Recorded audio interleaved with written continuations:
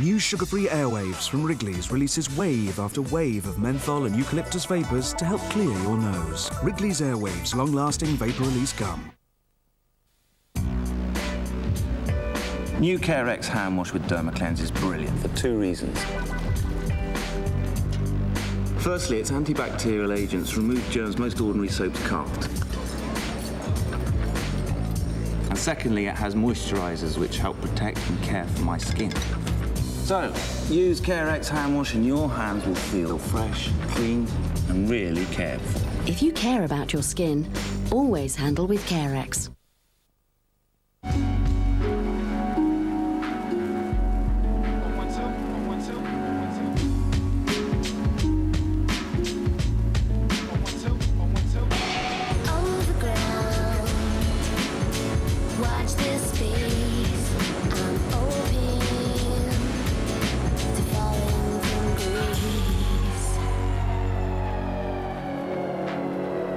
Whose bike is it?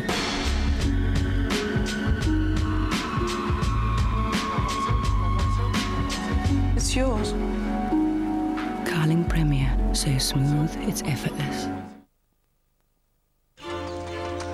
Hello! Here we are in delightful Sweden to talk to you about Source. We are both loving this refreshing drink with its blend of pure spring water, natural fruit juices and vodka. Ja, vodka, which is making it the perfect drink if you want to relax. Especially if you have been on the go all day. Perhaps you like to drink it with some friends. Or sometimes you prefer to be alone. We hope you enjoy this wonderful Source. See you soon. Goodbye. Sit with me, officer. I won't bite.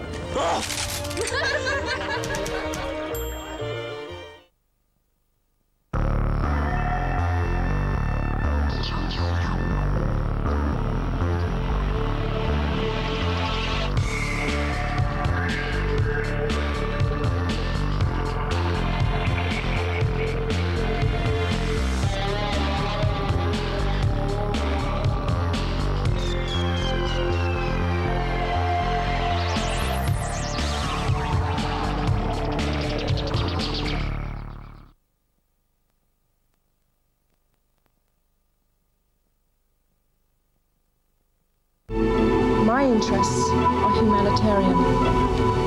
That is why I felt drawn to this human tragedy.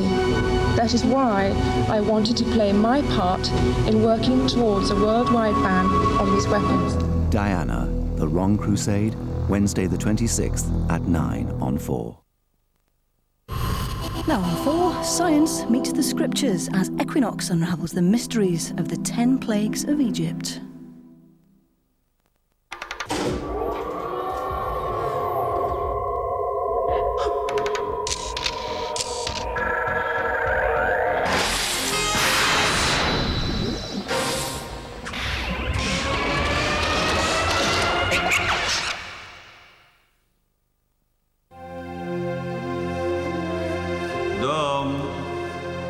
Blood.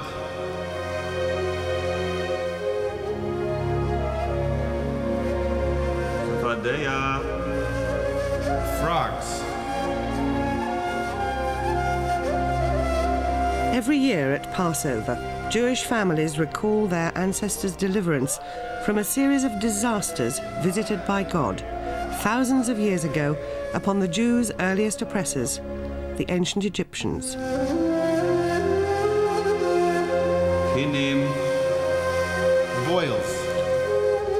For centuries, the string of calamities that rocked the Egyptian people nearly 4,000 years ago has remained a puzzle. Locusts. Haisheh. Were these disasters real, or just the language of religious mythology? Slaying of the firstborn. 2 American scientists feel that at last they've come close to resolving one of the oldest mysteries, the 10 plagues of Egypt.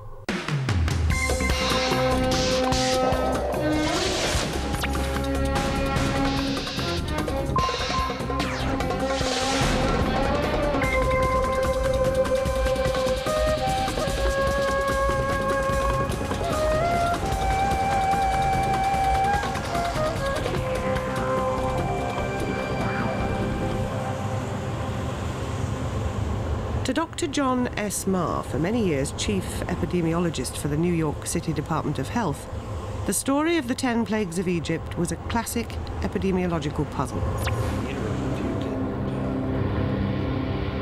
Marr's job was to explain health and disease in contemporary human populations. He was sure that his methods would work just as well with a challenge from the past. The 10 Plagues of Egypt was really the first written record of what might be called an emerging infection. And as an epidemiologist involved with tracking down diseases, be it HIV or Ebola, I was intrigued with the possibility that all of the 10 plagues would involve viruses, bacteria, parasites, arthropods, insects, and they each had to have a rational explanation.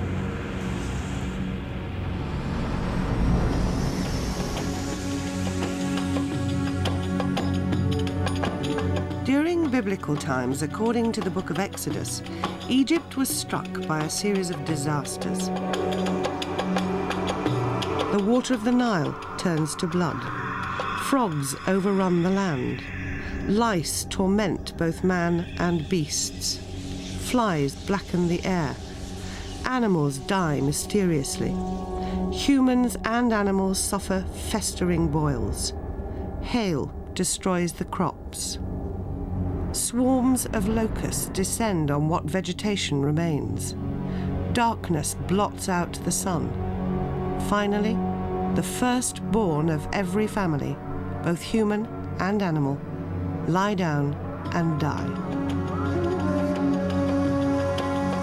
But did the 10 plagues really happen? There's very little historical evidence that the plagues ever took place. The principal surviving Egyptian artifacts held in museums in Egypt and around the world make no mention of them. However, Marr had learned about a recently translated document held in a museum in Europe. It's called the Iperwer Papyrus, and it's in a museum in Holland. And on that papyrus, there was a series of events described by an Egyptian which uncannily paralleled the 10 plagues of Egypt. And even though it was written 1,000 years after when the 10 plagues occurred, it was an authentic Egyptian document. For some, the debate about the veracity of the Bible story is academic. Rabbi Avi Weiss of the Hebrew Institute of New York has studied the book of Exodus in depth. Well, there's no doubt in my mind that the story of the 10 plagues in the book of Exodus is a story that occurred, and it's a valid presentation of history in the hand of God. But more important than the history as it's developed in the book of Exodus is, what is the purpose? Why did it occur? For Marr, it was much more involved than just unraveling a biblical enigma. In a world facing new plagues, today's scientists are hungry for information to help them understand how diseases arise and spread. Scientists had tried before to account for individual plagues, but no one had ever tried analysing the plagues as an integrated whole, an approach central to Marr's work in public health.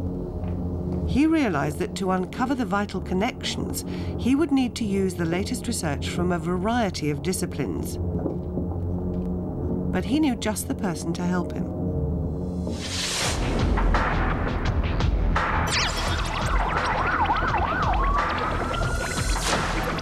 When John first pitched this idea to me, I was intimidated. You have many disciplines. You have marine biology, entomology, which is the study of insects, herpetology, the study of frogs, infectious diseases among humans, animal diseases, the Judeo-Christian tradition. It was absolutely intimidating, but irresistible. With an outstanding degree in medical research from Columbia University and a taste for the offbeat, Curtis Malloy was the perfect partner for Marr's project.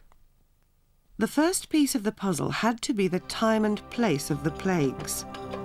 The date most scholars agreed upon was about 1260 BC, 1,000 years after the building of the pyramids. As for the place, the ancient Egyptian civilization, a hierarchical society based on agriculture and heavily dependent on the River Nile, was centered around Memphis, just south of the present-day Cairo. The Israelites, enslaved by Pharaoh Ramses II to build new cities, were living 50 to 80 miles northeast of the main Egyptian settlements on the Nile Delta. At the time of the plagues, the Israelites, after years of slavery, had begun to demand their freedom.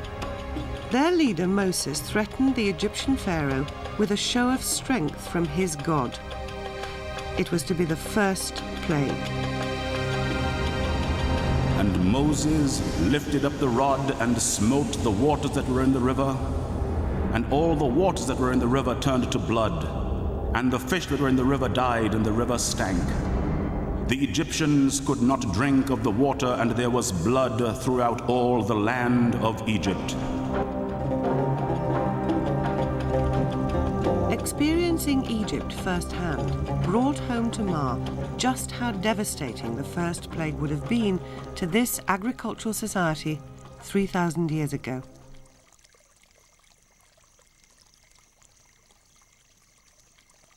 The Nile is a major force in this country. It brings silt and potable water to the people, to the animals, to the crops. And if something were to befoul it, something were to happen to make it unsafe to drink or bathe in, it would have dire ecological effects. There were two sides to the problem of the first plague. Why did the water turn red? And what killed the fish?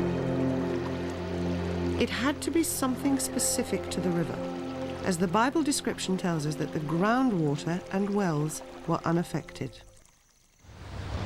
Others had looked at this first plague. One person felt it might be silt in the water that caused it to turn red. Others mentioned red tide or algal bloom. But up until now, we had found no reference that mentioned red algae occurring in fresh water. Malloy knew that algal blooms were common in seawater, some being extremely toxic and harmful to fish. These blooms can contain red pigment, so a sudden multiplication of these tiny organisms could account for the red water, but none would have survived in the fresh water of the Nile. Then, in the spring of 1997, a new environmental disaster hit the headlines in the United States. Something was going seriously wrong in the waterways of the southeastern USA. The fish were dying in their millions. The horror made worse by the fact that their flesh was eroded by deep sores. Visions of an uncontrollable flesh-eating superbug stalked the media. All eyes turned to a marine biologist, Dr. Joanne Burkholder. She had identified the responsible organism as an algae called Pfiesteria. Pfiesteria is a dinoflagellate, a tiny plant that propels itself through the water by whipping its thread-like tail. But something in fish secreta stimulates it to become toxic, and many of the fish that it attacks like to eat a lot of plankton. Dr. Burkholder and her team had discovered that the substance secreted by Pfiesteria in bloom was a neurotoxin which stuns the fish and dissolves their still-living flesh. Pfiesteria is a very unusual little animal for lots of reasons. Among the toxic dinoflagellates, the red tide kinds of dinoflagellates, there aren't any that deliberately attack fish, but Pfiesteria does that. We right now have identified 5 water-soluble and lipid-soluble, or fatty tissue-soluble toxins, a suite of toxins, in other words, that Pfiesteria makes and sends out into the water to narcotize and kill fish. To date, Pfiesteria has killed more than 1 billion fish in the waterways of North Carolina, and Burkholder's team believes that the toxins can create health problems for the human population as well. We realized that it was possible that people might be being hurt from airborne toxins from this little creature when it was killing fish out in our estuaries. There are many effects that Pfiesteria caused for the laboratory workers. Kidney problems, liver trouble, abnormally high enzyme functioning in the liver, suggesting that the body is trying to rid itself of toxins. A lot of joint aching and severe muscle aching, extremely severe headaches, a lot of lingering problems like that. If Pfisteria had bloomed in the waterways of ancient Egypt, the leaking blood from the dying fish, with the red pigment that occurs in some strains of the algae, would account for the red colour of the Nile, and the water, like that in North Carolina, would have been so toxic as to be undrinkable. But where did this deadly bloom come from? There was a very warm year, a strong El Nino event that preceded Pfisteria's toxic outbreaks and the toxic outbreaks of other harmful algae worldwide. 1987 seemed to be a pretty banner year for harmful algal blooms. If changes in weather conditions triggered the massive bloom in North Carolina, the same could have happened in ancient Egypt. A delicate balance shifts, and disaster follows, whether it's in the USA today or Egypt in biblical times. As far as Marr and Malloy were concerned, Pfisteria fitted plague number 1 like a glove. They were ready to move on to the second plague. And the river shall swarm with frogs, which shall go up and come into thy house, and into thy bedchamber, and upon thy bed, and into the house of thy servants, and upon thy people, and into thine ovens, and into thy kneading troughs. But foremost in their minds was the idea that if they were to succeed in their task, they must see the plagues as a pattern, a related whole. They were searching for the crucial link between the first 2 plagues. Did Pfisteria in some way create the conditions necessary to bring about plague number 2? The link here seemed simple. With no fish to feed on the spawn, huge numbers of frogs would have hatched, then abandoned the toxic river for the land. But could there have been that many frogs' eggs? And could frogs have created the sort of nuisance described? Do more searches. Why not? Yeah. Have you done any searches on previous? Not yet. But we can. What? Marr and Malloy's quest was becoming known in scientific circles, mainly due to the growing debate on the internet. Frogs could be frogs. At the University of Halifax in Nova Scotia, one of the world's leading authorities on amphibians, Professor Richard Wassersug, had developed his own ideas about plague number 2. In the Bible, there's one word for frogs or frogs and toads. It's Cephadea. And just like in English, we use the word frog to mean specifically the sort of green frog of the ponds around the world. We also use the word frog to mean everything that's like a frog. Frogs, toads, tree frogs, aquatic frogs, and so forth. And there's no reason why the word Cephadea couldn't, in that sense, be translated to mean frogs in the general sense, or specifically toads. And interestingly, if you look at the behavior as listed in the Bible for the plague of frogs, the behavior specifically very nicely fits that of toads. Toads of the genus Bufo are common around the world, and they have large clutches of eggs. That is, one individual can have hundreds or thousands of eggs, depending on the species. Their numbers can go up from being relatively rare and just a small casual animal of low density in the background. They can go to being millions. And furthermore, their behavior of coming up on land, and as it's described in the Bible, getting into the bread and going near the ovens, that's exactly the behavior of toads today. They are attracted to warm and light sources, primarily because insects are attracted to those sources, and the insects sometimes die from heat or light of a fire or a flame, and they will fall down to the ground and the toads will eat them. So the behavior fits that of the modern toad. Marr and Malloy were satisfied that the semi-tame Bufo toads fitted the biblical description. Unlike the more modest egg clutches of frogs, the uneaten eggs of the toads would have numbered millions and hatched into a nightmare. Frogs died in the houses and in the courtyards and in the fields. They were piled into heaps, and the land reeked of them. What would all this mean for the next plague? Someone once said an epidemic is a series of very unlikely events being strung together. And here we had a series of plagues that appeared to be interconnected. The fish were dying from a toxic environment. The frogs or toads were escaping from the water. They all died.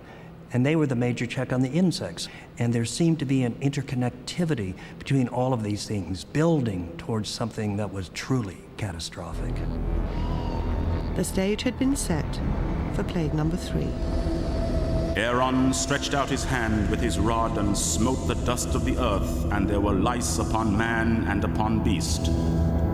All the dust of the earth became lice throughout the land of Egypt. Now, insects were not Mar and Malloy's speciality, so it was time to journey deep into the heartland of America to find the one man that could help, the Mothman.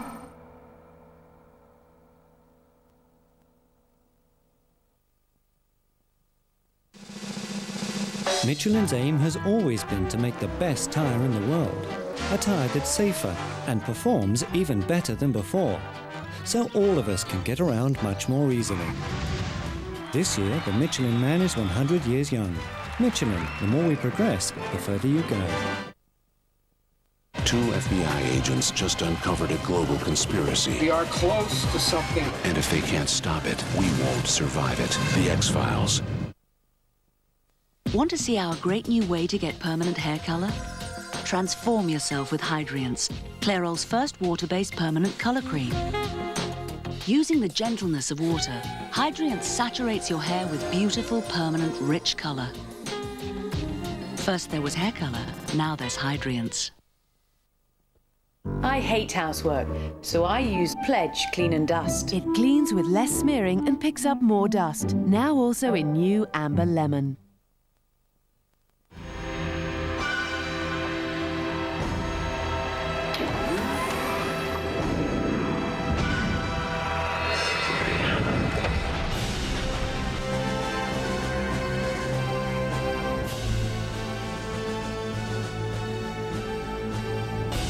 Escort Finesse.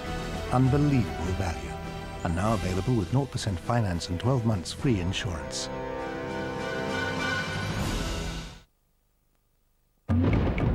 When you chase lightning for a living, you need protection against the elements. Protection you can rely on. If my gums aren't protected, they could expose vulnerable areas to the pain of sensitive teeth.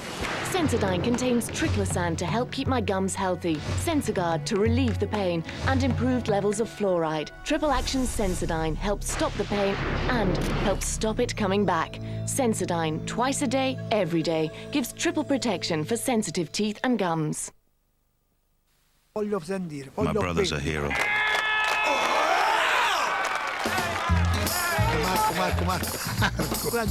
A champion. Everybody loves him. He's the reason I own a bar. Every year we have a mad race. When he reaches the boy, I start the clock. Marco against the pint.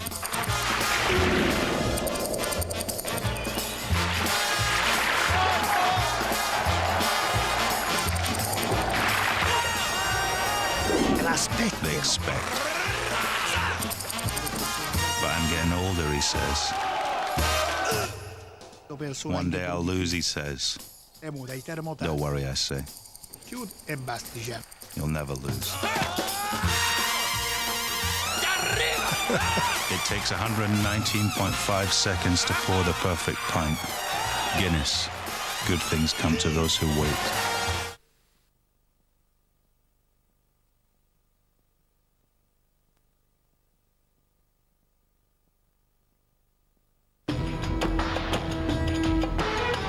Aaron stretched out his hand with his rod, and there were lice upon man and upon beast throughout the land of Egypt.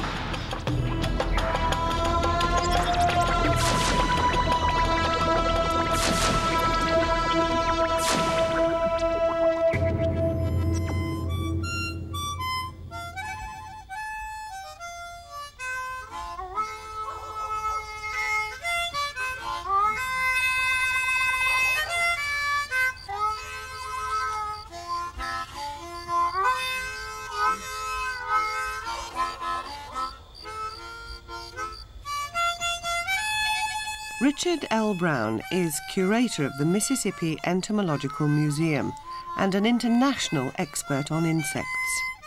His friends know him simply as the Mothman. the other flies that are aquatic or semi-aquatic, you have to have the conditions where there's not only food, but moisture available. Perhaps the best land for grazing a cattle in the field was near the water. Certainly the Egyptians would have had the best land. Sure. I was intrigued when I heard about the plague project because I had learned about the plagues as a child, and even being an entomologist, I had accepted the account as being the factual account.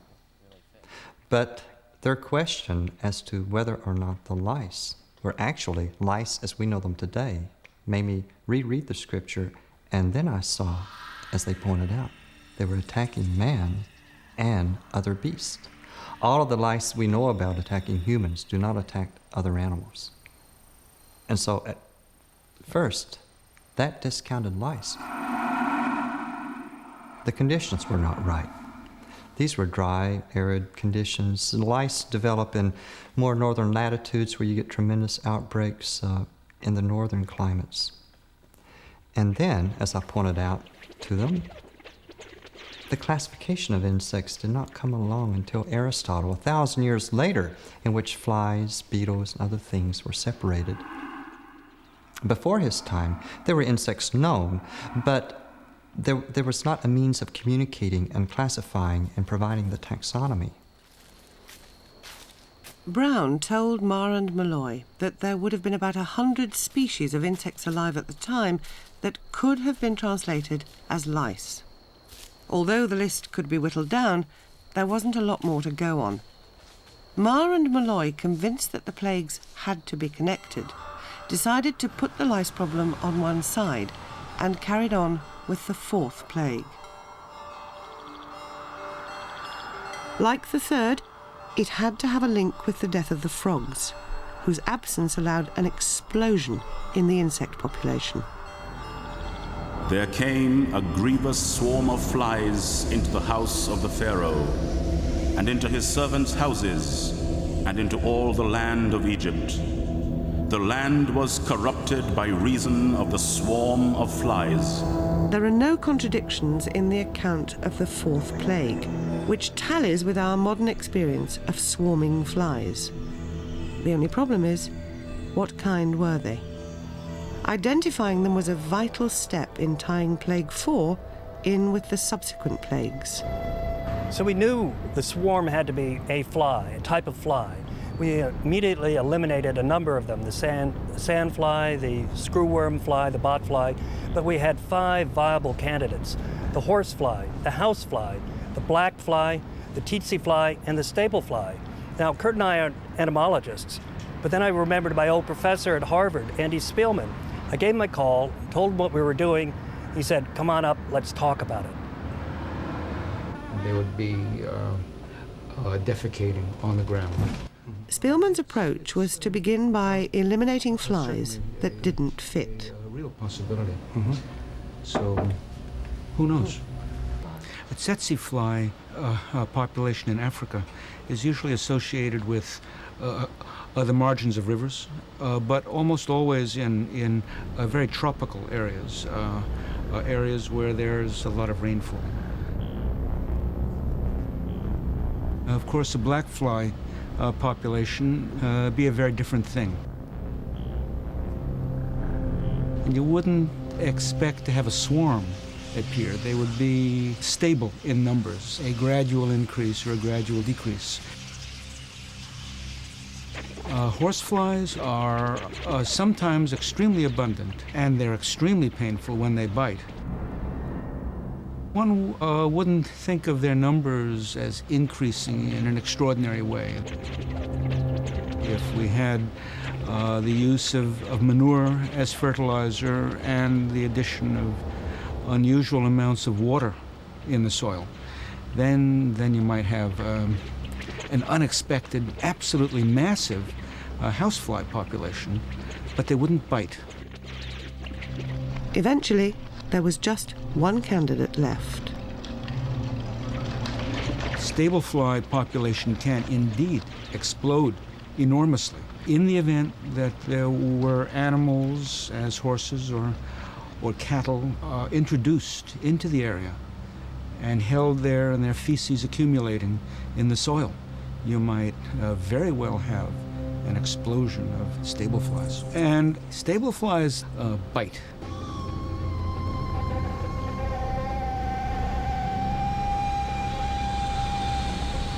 Stable flies would hurt and would offer the people of the region a new and rather horrifying experience.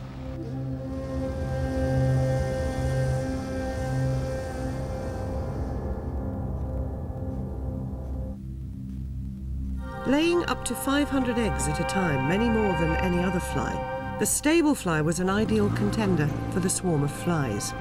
Next came the fifth plague, the murrain on animals, an epidemic of sickness among livestock. Behold, the hand of the Lord is upon thy cattle which are in the field, upon the horses, upon the asses, upon the camels, upon the oxen, and upon the sheep. There shall be a very grievous murrain. Plague 5, the murrain of animals. In the past, some had mentioned anthrax, others hoof and mouth disease. One even mentioned Sura, which is an obscure trypanosomal disease of horses. John pulled a few strings. Suddenly we found our way onto Plum Island. Plum Island is a facility which houses very, very dangerous diseases. The director, Dr. Roger Breeze, is one of the top animal virologists in the world. Most of the highly dangerous diseases of man and animals actually originated in Africa. They originated there and they still come out of there today. And so we're very interested in the control of these African diseases. But you don't go to Plum Island lightly. It used to be the storage facility for some of the deadliest viruses on the planet, and it used to be run by the US Army. Anything you have on you right now, you can't take it back. Today, Plum Island, off the Connecticut coast, is a facility of the US Department of Agriculture and is called the USDA Animal Research Center. When we get in the lab, we'll be seeing animals with foot and mouth disease, African horse sickness, African swine fever. This is one of the labs where we're working with African horse sickness virus. Mm-hmm. How old is the virus? Breeze began by eliminating the diseases he thought it couldn't be. Are there any human First to go was viruses anthrax. within this family of It affects humans, and this plague was just livestock. Now you do see lots of animals infected with anthrax at one time, and there have been examples of that in Russia and in other places. But it's not the kind of disease that you would associate with the majority of animals in a wide area of a country suddenly having this disease at the same time. And of course it also infects people. So if we had such a heavy infestation in the animal population, surely the humans would have been infected by breathing in the bacteria and would have died of anthrax too. But that's not recorded in the Bible. Foot and mouth disease was the next to go, although Breeze had more time for this idea. Well, if you were looking for a candidate for a plague of animals, foot and mouth would be the first suspect. It's the most highly infectious virus disease known. It's spread on the wind. It affects very large numbers of animals at one time over large geographical areas. And what you see in infected animals is they froth at the mouth as if they were chewing on soap suds. The hoof that covers the toes of the animal will fall off, so the animals become lame. And it's a disease that affects cattle, sheep, swine, goats. And so it's a very likely candidate. The narratives don't describe any frothing at the mouth or any lameness, which are very, very dramatic signs. And also there were no records that pigs were affected, although there were pigs in that area at that time as there are today. So it just seems to me that foot and mouth disease is unlikely, based on the descriptions, to have been the cause of this plague.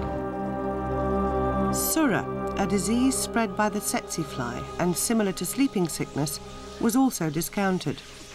Breeze, like Andy Spielman before him, pointed out that the tsetse fly would not have thrived in such arid conditions. So if none of these candidates fitted the bill, where was the answer to the fifth plague? What we were looking for was a disease that affected a large number of species, and there aren't many of those that do that in an epizootic fashion. But when we began to think of what the cause might be, we were doing some very interesting work at Plum Island at the time on African horse sickness. Now, African horse sickness is a virus disease that affects horses, mules, asses. It doesn't affect these ruminant animals. Virus grows in the cells that line the blood vessels throughout the body, and these deteriorate very quickly, and the fluid that's present in the blood gets into the lungs, and the animals actually sort of drown in their own body fluids. And this can happen very, very quickly. I've seen animals that were perfectly normal at 11 o'clock in the morning, and 2 hours later they were dead of African horse sickness.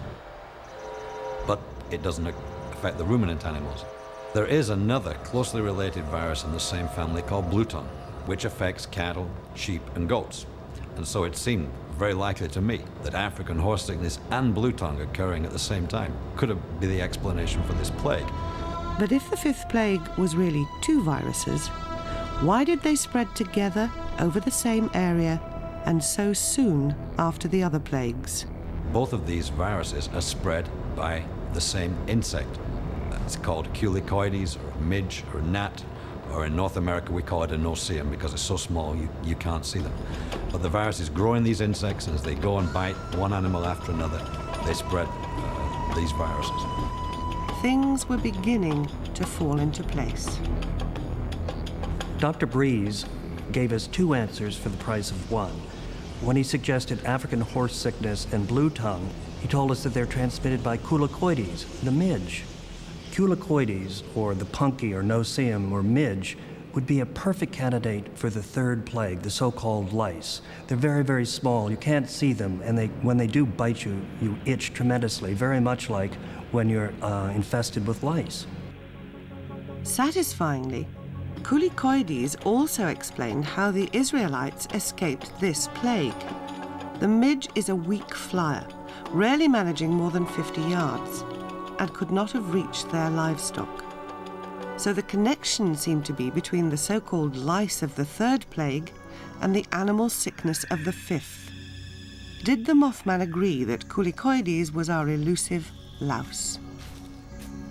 When I heard the explanation of the plague perhaps being due to gnats or midges, biting midges, Culicoides, I thought, of course, that makes sense. It's very logical because here is an insect that bites both man and beast rather than lice. And here is an insect that transmits a disease to the beast, but not to man. They like stagnant water conditions where there is decaying vegetation, decaying organic material, plants, animals.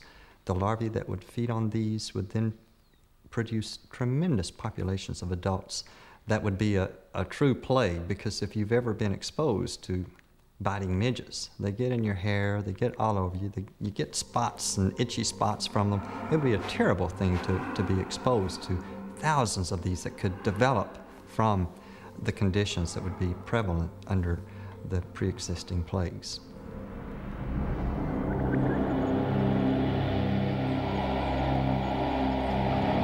Satisfied with their progress, Marr and Malloy decided to go on to the sixth plague, the boils and blains, or ulcers.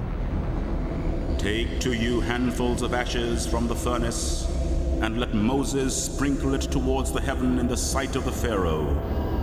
And it shall become small dust in all the land of Egypt, and shall be a boil breaking forth with blains upon man and upon beast throughout all the land of Egypt. Some people have postulated bubonic plague, others smallpox, even herpes at the best. But it had to affect both animals and humans. This sent me back to the libraries. Malloy ruled out most possibilities when they weren't close enough to the biblical descriptions. He wanted an exact fit. Then he found a description of an obscure bacterial infection. I searched and I found a reference to glanders. It's perfect. It infects both animals and humans, causes these boils and blains, and it could potentially be carried by the stable fly. When Kurt suggested glanders, it was a logical choice. It's known as the forgotten disease, but it was described by ancient Greek and Roman historians. It's a disease that actually was used as a biological warfare agent in World War I. This disease affects animals and humans. It causes their lymph nodes to swell and suppurate, hence the name glanders.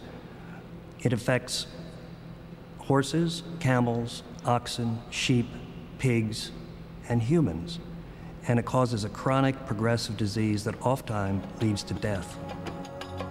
Now the stable fly, the link between flies and boils, was finally fitted into the puzzle.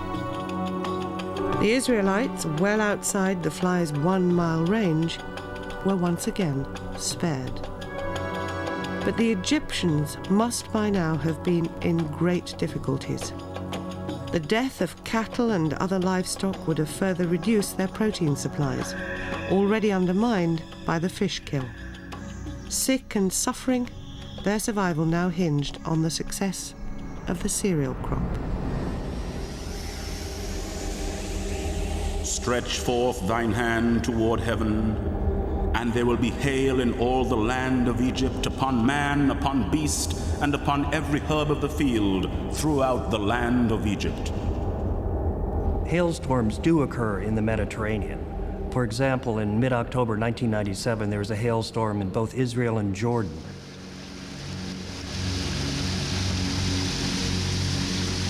"60 people were injured in Jordan.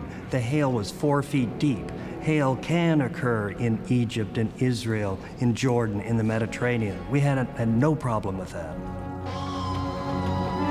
The 7th plague seemed fairly straightforward, not unusual, but devastatingly timed.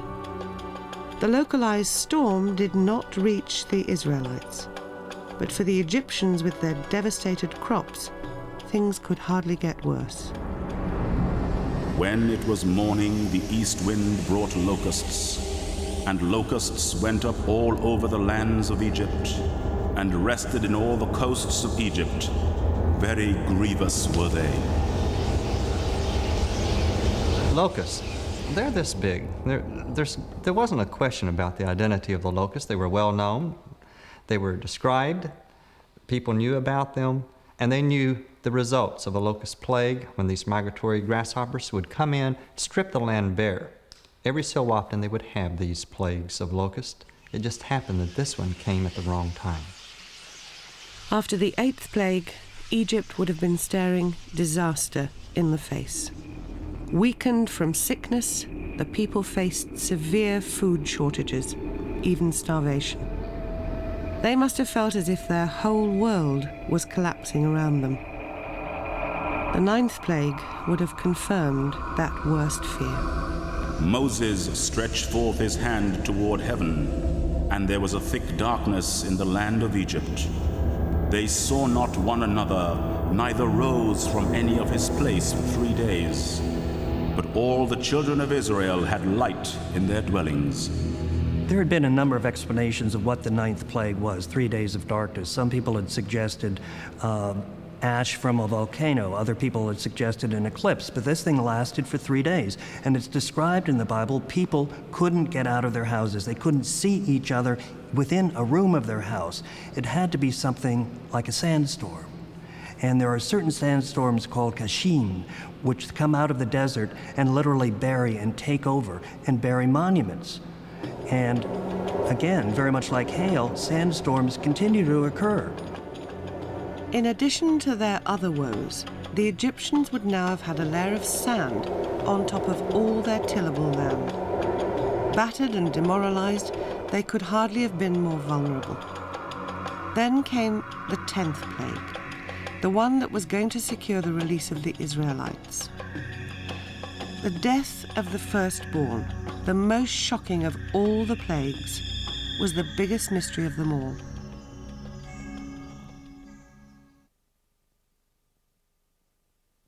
Excuse me, officer, is it all right if we take your photograph? No, będzie powiedziane. Will you take your photograph? On nie odpowiada, to ja...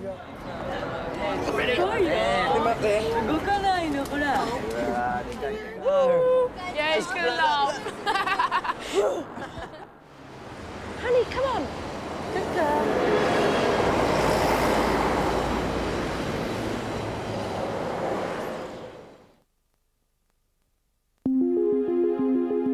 David Masterman is a marine biologist. He gained his PhD at Southampton University before moving to the Orkneys to monitor the seal population. Of course, David doesn't know this yet because he's only 5. But when he does, our pensions and investments will be flexible enough to adapt whatever path he chooses. Clerical Medical, the choice of the professional.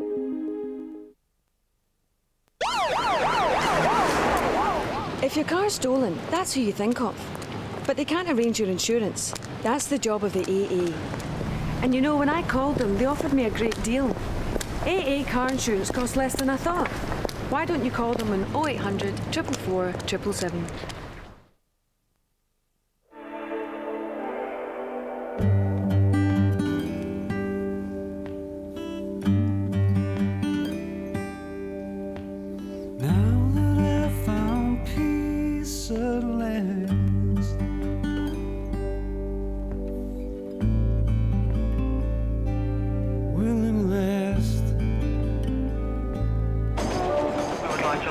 For the delay on the 8:15, which is running 17 minutes late.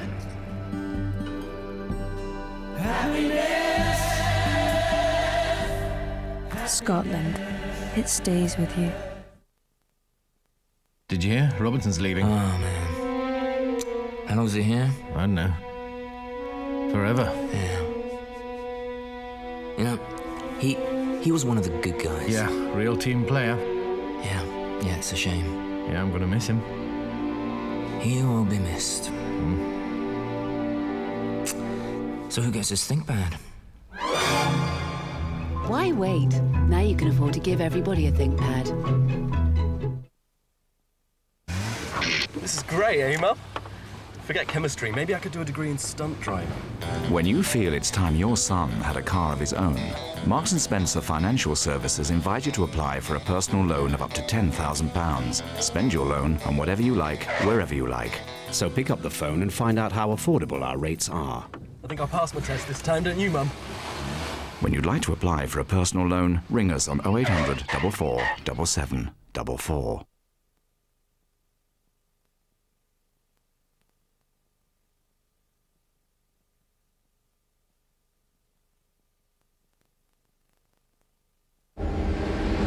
About midnight I will go out into the midst of Egypt, and all the firstborn in the land of Egypt will die.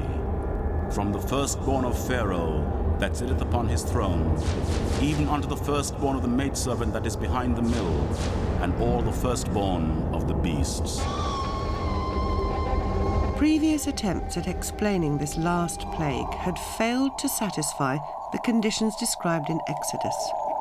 Nothing seemed to fit. But Malloy was convinced that the 10th plague was the culmination of a domino effect. If they had been right about the first 9 plagues, they should be able to get the answer now. But with everything else neatly resolved, the last piece of the puzzle remained stubbornly elusive. For Marr and Malloy, the frustration mounted. Malloy tried to think laterally. Juggling seemed to help him open his mind and let things happen that wouldn't normally occur. This is what Malloy had to work with. The first plague destroys the fish and pollutes the water of the Upper Nile. Then toad corpses add to the pollution, while their death releases the insect population from its usual constraints. With the diseases spread by midges and flies, animal protein from cattle, sheep and goats becomes scarce and tainted. Working animals such as horses, donkeys and oxen are afflicted, as are humans, with severe viral and bacterial infections. As a result, the crops are largely unharvested. Then the hail hits, causing tremendous crop damage. What isn't destroyed by hail is eaten by locusts, including the young shoots and seeds that would otherwise have offered hope. Any remaining crops are picked hastily while still damp and put into stores, built in small pits under the desert sand.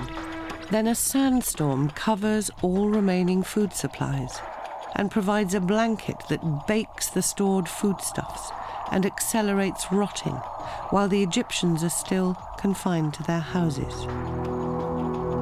At this point, after 10 months of catastrophic misfortune, an estimated 2.5 million Egyptians are weakened, debilitated, and in the face of famine, rationing their meager stores. What, other than a supernatural act, could account for what happens next?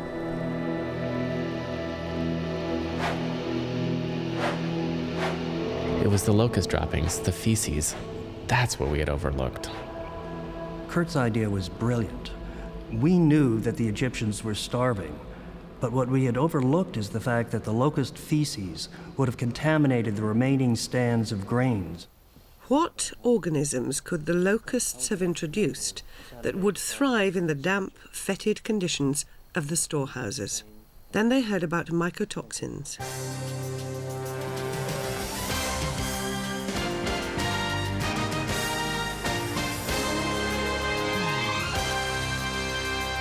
Yvette Roper's 8-week-old son, Rashawn, is the latest Cleveland baby to be diagnosed with pulmonary hemosiderosis, a rare lung disease diagnosed in 33 Cleveland area babies over the past 4 years.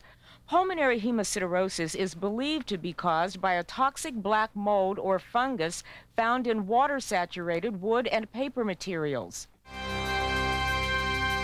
Eduardo Montaña, based at the Atlanta Center for Disease Control, had been called in by Cleveland doctors trying to explain the mysterious deaths of several local children. We arrived in Cleveland and immediately went to the homes where these infants were identified and performed a home survey that took us down into the basements and throughout the entire homes. We found that in almost every case there was significant water damage in the basement. And later we found, of course, this black, slimy mold associated with the water damage. It wasn't the mold itself that was the culprit, but molds growing on organic substances under certain conditions produce mycotoxins. These powerful chemicals, carried on the fungal spores, can be inhaled into the lungs, with lethal results.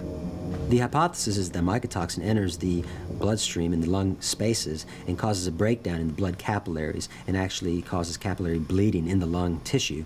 This, when it becomes a significant amount, actually causes coughing and hemorrhage of blood out the mouth.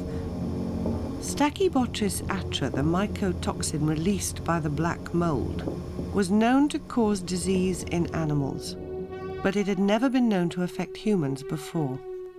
Dr. Montaña's work has tremendous public health implications.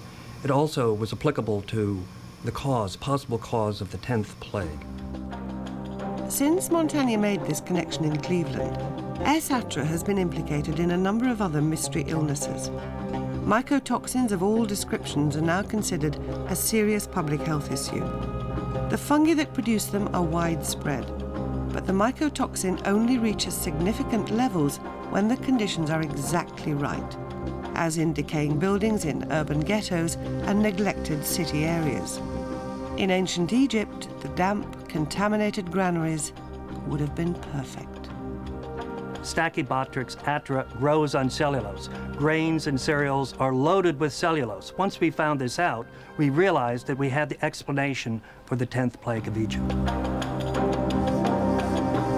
For us, it's fungal growths in damp, poorly ventilated basements. For the Egyptians, it was fungus on damp grain in unventilated storehouses. The grain was stored underground. It had been damaged by the hail. It had been contaminated and infected by the locust feces. And if it had Stachybotrys atra growing on it, it would have been lethal. And who would the Egyptians send to retrieve the grain from the granaries? The oldest son, the eldest son. And what animals would have been first to have been fed? The oldest, the most dominant animals. And if and when it was either inhaled or eaten, Stachybotrys atra contaminated grain can kill within hours, and it causes internal hemorrhaging into the lungs, into the gastrointestinal tract. There would be no visible external cause. And for those who survived, those who saw people dying all around them and the animals dying, they must have thought it was an act of God.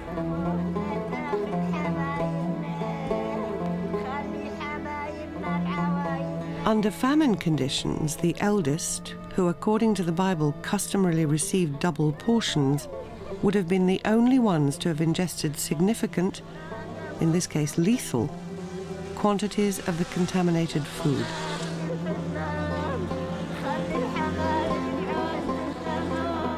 And once the granaries had been aired and the surface layers of grain removed, the danger from mycotoxins receded. The peculiar combination of circumstances which encouraged it was short-lived.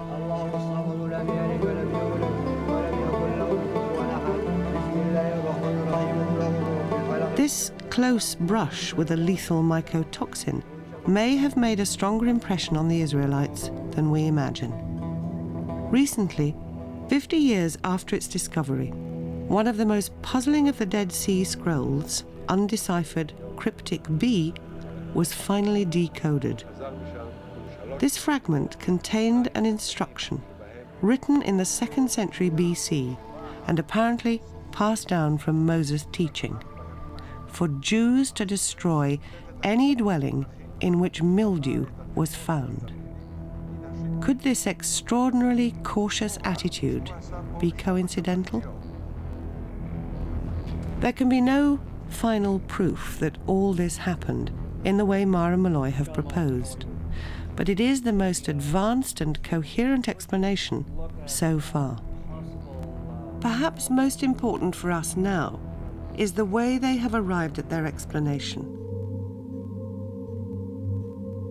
Through a collaboration of disciplines and a deep awareness of how health and disease are embedded in the fragile ecology of human environments.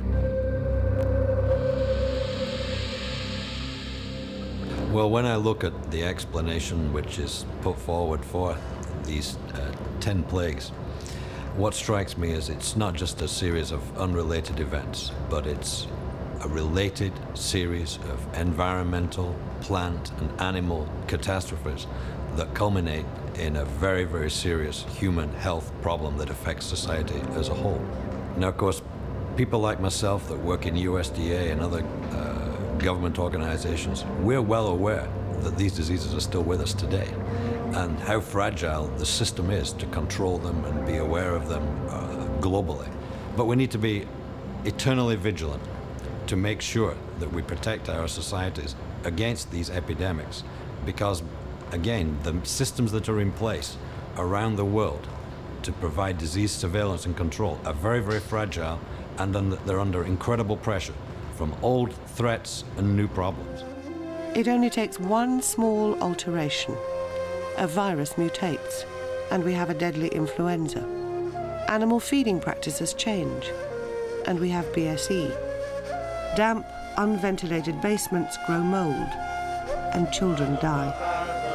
The first Passover is celebrated by Jews with a commemorative meal of lamb, herbs, and unleavened bread. All foods that, safe from contamination, may have played a part in their ancestors' survival. For them, the 10 plagues were directed by the hand of God. But now we can begin to see how it moved. The Egyptian plagues began with an algal bloom and ended with the death of an estimated 10% of the population and the crippling of food resources. For us, the consequences of the falling dominoes could be just as grave. Every organism and process involved in the 10 plagues is still with us today.